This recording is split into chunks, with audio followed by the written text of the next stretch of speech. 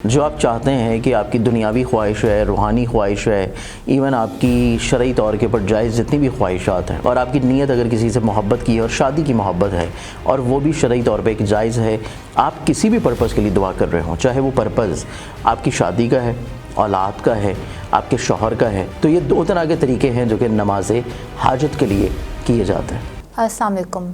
This is me Laiba and you are watching Zanjani TV. آج ہمارے ساتھ موجود ہیں مصور علی زنجانی صاحب، اور ان سے ہم جانیں گے نماز حاجت کو ادا کیسے کیا جا سکتا ہے۔ دیکھیں، اس میں نماز حاجت کی جب بھی بات آتی ہے، حاجت سے جیسے کہ آپ کو پتہ چل گیا کہ حاجت کا مطلب ہے کہ آپ کی کوئی بھی خواہش ہے، کوئی بھی آپ کی وش ہے،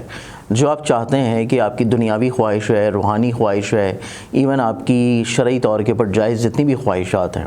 اور میں چاہے روحانی سفر ہو، حج عمرہ زیارات ہوں، یا آپ کے بچوں کی شادیاں ہوں، یا آپ کوئی کسی روزگار کی تلاش میں ہیں اور آپ ایک شرعی طور کے پر جائز خواہش رکھتے ہیں، اور آپ کی نیت اگر کسی سے محبت کی ہے اور شادی کی محبت ہے اور وہ بھی شرعی طور پہ ایک جائز ہے کہ آپ سنت نبوی کے مطابق نکاح کر کے زندگی کو ایک اچھے طور پہ گزارنا چاہتے ہیں، تو جتنی بھی نیک شرعی حاجات ہیں، ان نیک شرعی حاجات کے لیے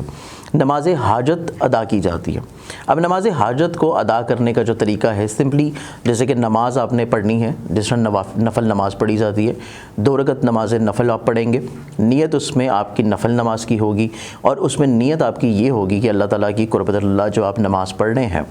آپ اس کی نوافل جو ہیں یہ حاجت کے نوافل ہیں،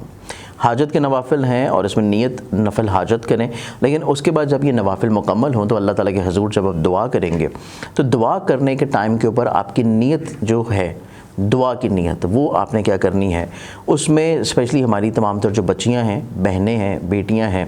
آپ کسی بھی پرپس کے لیے دعا کر رہے ہوں، چاہے وہ پرپس آپ کی شادی کا ہے، اولاد کا ہے، آپ کے شوہر کا ہے، آپ کی روزگار کا ہے، یا گھر کے کوئی بھی مسائل ہوں، آپ کی رسپیکٹ ہو، عزت ہو، کسی بھی چیز کا ہو،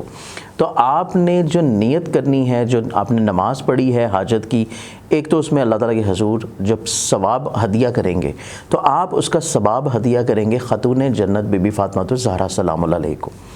کہ تمام خواتین کی جنت کی سردار جو ہیں وہ بی بی فاطمہ الزہرا سلام اللہ علیہ ہیں۔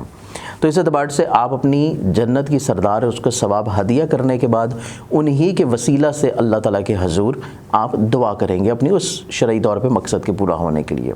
ایک تو اس کا یہ طریقہ ہے۔ اب اس کے علاوہ جتنے ہمارے بھائی ہیں، بچے ہیں، بیٹے ہیں، آپ اگر کسی بھی پرپس کے لیے اپنے لیے نماز پڑھ رہے ہیں، آپ روزگار کے لیے پڑھ رہے ہیں، آپ شادی کے لیے پڑھ رہے ہیں، آپ بیماری سے دوری کے لیے پڑھ رہے ہیں، یا کسی بھی طور کے اوپر آپ کی کوئی بھی دنیاوی حاجت ہے اور وہ شرعی طور پہ جائز ہے،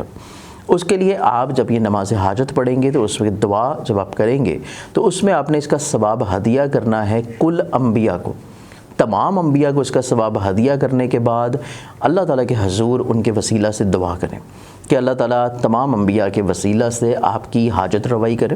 آپ کی دعا جو ہے وہ جلد سنی جائے، آپ اس بیماری سے، آزمائش سے، پریشانی سے جو گزر رہے ہیں، جو مالی تنگی سے گزر رہے ہیں، آپ اس آزمائش سے بڑی جلدی نکل آئیں۔ تو یہ 2 طرح کے طریقے ہیں جو کہ نماز حاجت کے لیے کیے جاتے ہیں۔